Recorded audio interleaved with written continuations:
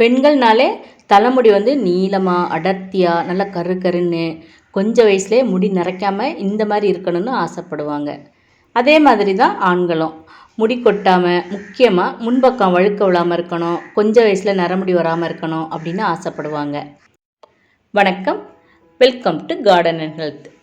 இன்றைக்கி நம்ம இந்த வீடியோவில் சீயக்காய் எப்படி அரைக்கிறது, அந்த சீயக்காய் கூட என்னென்ன சேர்த்து அரைச்சா முடிக்கு நல்லது, சீயக்காய் தேய்ச்சி குளிக்கிறதுனால என்னென்ன பலன்கள் நம்மளுக்கு கிடைக்கும் அப்படின்னு தான் இந்த வீடியோவில் பார்க்க போகிறோம்.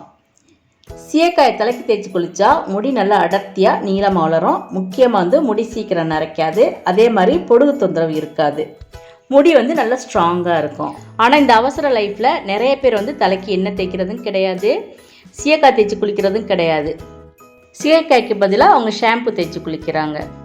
அதனாலே நிறைய பேருக்கு பார்த்திங்கன்னா முடி வந்து கொஞ்சம் வயசுலேயே கொட்ட ஆரம்பித்து சீக்கிரமாக நரைக்க ஆரம்பிச்சிருது. எங்கள் அம்மாவுக்கும் தலைமுடி ரொம்ப நீளமாக இதோட அடர்த்தியாக இருக்கும். எங்கள் அம்மா வந்து தலைமுடிக்கு வந்து ரொம்ப கேர் எடுத்துப்பாங்க. நான் ஹாஸ்டலில் படிக்கும்போதெல்லாம் எனக்கு வந்து ஸ்பெஷலாக தேங்காய் எண்ணெய் காய்ச்சி கொடுத்து சீயக்காய் அரைச்சி கொடுத்து விடுவாங்க. அதே மாதிரி தான் நானும் என் பொண்ணுங்க ஹாஸ்டலில் படிக்கும்போது தேங்காய் எண்ணெய் காய்ச்சி கொடுத்து சீயக்காய் அரைச்சி கொடுத்து விடுவேன். இப்போ நானாகட்டும் என் பொண்ணுங்களாகட்டும் இது வரைக்கும் நாங்கள் வந்து ஷாம்பு யூஸ் பண்ணதே கிடையாது. ஷாம்புக்கு பதிலாக நாங்கள் சீயக்காய் தான் யூஸ் பண்ணிக்கிட்டு இருக்கோம். எனக்கு வந்து 50 வயசுக்கு அப்புறம் தான் முடி வந்து நரைக்க ஆரம்பித்தது. ஆனால் ஷாம்பு யூஸ் பண்ண என்னோடய ஃப்ரெண்ட்ஸ் எல்லாருக்குமே 35 வயசுலேருந்து 40 வயசுக்குள்ளே முடி வந்து நரைக்க ஆரம்பிச்சிட்டது. வாங்க இப்போ நம்ம சீயக்காய் கூட என்னென்ன பொருட்கள்லாம் சேர்த்து அரைக்கலாம் அப்படிங்கிறத இந்த வீடியோவில் பார்க்கலாம். நான் வழக்கமாக யூஸ் பண்ணுறது சீயக்காய் பொடி வந்து எல்லாராலையும் ஈஸியாக ரெடி பண்ணக்கூடியது. இதுக்காக ரொம்ப மருந்து கடையெல்லாம் போய் தேடி அலைஞ்சி வாங்கணுங்கிற தேவையெல்லாம் கிடையாது.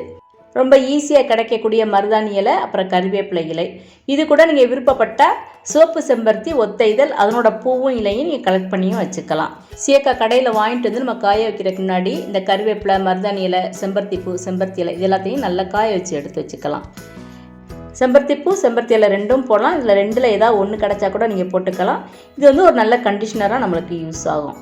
இன்றைக்கி நான் சீயக்காய் அரைக்கிறதுக்கு வந்து 2 கிலோ சீயக்காய் வாங்கி வச்சுருக்கேன். சீயக்காய் வந்து கையினால் நல்லா இந்த மாதிரி உடச்சி பார்க்கணும். நல்லா உடப்பட்டதுன்னா நல்லா காஞ்சிருக்கு, அப்படி இல்லைன்னா திருப்பி நம்ம அதோட வெயிலில் வந்து நல்லா காய வச்சு எடுத்து வச்சுக்கணும்.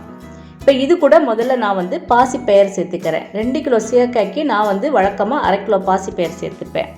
பாசிப்பயிறு சேர்க்கறதுனால பொடுகு வராமல் தவிர்க்கலாம். அதே மாதிரி முடி கொட்டாமல் முடி நல்லா ஆரோக்கியமாக இருக்கிறதுக்கு இந்த பாசிப்பயிறு வந்து நம்மளுக்கு ரொம்பவே உதவும். அடுத்து நான் சேர்த்துக்கிற பொருள் வந்து வெந்தயம். நான் 2 கிலோ சீயக்காய்க்கு 1/4 கிலோ வெந்தயம் சேர்த்துப்பேன். வெந்தயம் வந்து ஒரு நல்ல கண்டிஷனராக இருக்கும். அதே மாதிரி முடி வந்து நல்ல ஷைனிங்காக இருக்கிறதுக்கும் நல்ல நுர வர்றதுக்கும் இந்த வெந்தயம் ரொம்ப யூஸ்ஃபுல்லாக இருக்கும். வெந்தயம் வந்து உடல் சூட்டை போக்கி நல்ல குளிர்ச்சியை தரும். அதனால சைனஸ் ப்ராப்ளம் இருக்கவங்க மழை காலத்தில் வந்து இந்த சீயக்காய் அரைக்கும் போது வெந்தயத்தை அவாய்ட் பண்ணிட்டு அரைச்சிக்கிறது ரொம்ப நல்லது. அடுத்து நம்ம காய வச்சு எடுத்து வச்சுருக்க மருதாணி இலை, கறிவேப்பிலை இலை இது எல்லாத்தையும் நம்ம இதில் சேர்த்துக்கலாம். தலைக்கு வந்து ஒரு நல்ல வாசம் தர்றதுக்காக நம்ம இது கூட வெட்டிவேர் சேர்த்துக்கலாம். வெட்டிவேர் கட்டாயம் சேர்க்கணும்லாம் கிடையாது. வெட்டிவேர் இல்லைன்னா நீங்கள் அது இல்லாமையும் சீயக்காய் அரைச்சி எடுத்துக்கலாம். இந்த அளவுக்கு வெட்டிவேர் எடுத்துக்கிட்டால் போதும். அடுத்து நான் சேர்க்குற பொருள் வந்து பூந்திக்காய். நான் வந்து பூந்திக்காய் வந்து அதிகமாக சேர்க்க மாட்டேன். ஏன்னா எங்கள் அம்மா சொல்லுவாங்க பூந்திக்காய் வந்து நம்ம அதிகமாக சேர்த்தோம்னா முடி வந்து செம்பட்டை விழுகும் அப்படின்னு சொல்லுவாங்க. சீயக்காய் தலைக்கு தேய்ச்சி குளிக்கும்போது நல்லா நுர வரணும் அப்படிங்கிறக்காக தான் நம்ம பூந்திக்காய் சேர்க்குறோம். நம்ம வந்து ஏற்கனவே வெந்தயம் அதிக அளவில் சேர்த்துருக்கனால பூந்திக்காய் வந்து குறைச்சி சேர்த்துக்கலாம். இல்லை உங்களுக்கு வந்து இன்னும் அதிகமாக நுர வரணும், தலைக்கு தேய்க்கிறது ரொம்ப ஈஸியாக இருக்கணும் அப்படின்னா நீங்கள் பூந்திக்காய் இன்னும் கூட கொஞ்சம் கூட சேர்த்துக்கலாம். நான் வழக்கமாக சீயக்காய் அரைக்கிறதுக்கு யூஸ் பண்ணுற பொருட்கள் மொத்தமே இவ்வளவு தான். நீங்கள் விருப்பப்பட்டால் இது கூட துளசி இலை, ஆவாரம்பூ, அப்புறம் வந்து வேப்பிலை, அப்புறம் காஞ்ச நெல்லிக்காய், ரோஜாப்பூ, கரிசலாங்கண்ணி இது எல்லாமே சேர்த்துக்கலாம். இது உங்களோட விருப்பம். சீயக்காயை நல்ல வெயிலில் 2 நாள் காய வச்சு இப்போ மிஷினில் கொடுத்து அரைச்சி எடுத்துகிட்டு வந்தாச்சு. சீயக்காயை வந்து நீங்கள் நல்லா காய வைக்காமல் கடையில் வாங்கினபடியே அரைக்க கொடுத்துட்டிங்கன்னா சீயக்காய் வந்து சரியாக அரைப்படாது. அப்போ சீயக்காய் குறன்னு இருக்கும். அந்த மாதிரி இருந்துச்சுன்னா தலைக்கு தேய்ச்சி குளிக்கிறது ரொம்ப கஷ்டமாக இருக்கும். அதே மாதிரி அழுக்கும் போகாது, அந்த சீயக்காய் துகள் வந்து தலையில் ஒட்டிகிட்ருக்கும். இந்த மாதிரி நல்லா நைஸாக நீங்கள் அரைச்சதுக்கப்புறம் நம்ம தேவையான அளவு சீயக்காய் வந்து ஒரு கிண்ணத்தை எடுத்துக்கணும். இது கூட நீங்கள் தண்ணி சேர்த்துக்கலாம். அப்படி இல்லைன்னா சாதம் வடித்த தண்ணி இருந்தால் அதை கூட சேர்த்துக்கலாம். எப்போவுமே நீங்கள் நாளைக்கு தலை குளிக்கிறீங்க அப்படின்னா நாளே சீயக்காயை வந்து ஊற வச்சிடணும். அந்த மாதிரி ஊற வச்சாதான் அந்த பாசிப்பயிறு, வெந்தயம்லாம் நல்லா ஊறி தலைக்கு தேய்க்கிறதுக்கு ஒரு நல்ல கண்டிஷனராக நம்மளுக்கு கிடைக்கும். சீயக்காய் குறைஞ்சது 5 மணி நேரத்துலேருந்து 6 மணி நேரம் வரைக்கும் நல்லா ஊறினதுக்கப்புறம் பார்த்தீங்கன்னா நல்ல இந்த மாதிரி ஷைனிங்காக இருக்கும். இப்போ நம்ம வந்து தலைக்கு தேய்ச்சி குளிச்சுக்கலாம். சீயக்காய் வந்து தலைக்கு தேய்ச்சி குளிக்கும்போது நம்ம கவனிக்க வேண்டியது, நீங்கள் வந்து வழக்கமாக தேங்காய் எண்ணெய் மட்டும் தேய்ச்சிட்டு சீயக்காய் தேய்ச்சி குளிக்கிறீங்கன்னா ஒரு தடவை மட்டும் சீயக்காயை தேய்ச்சி குளித்தா போதும், அந்த எண்ணெய் பிசுக்கு எல்லாம் போயிடும்.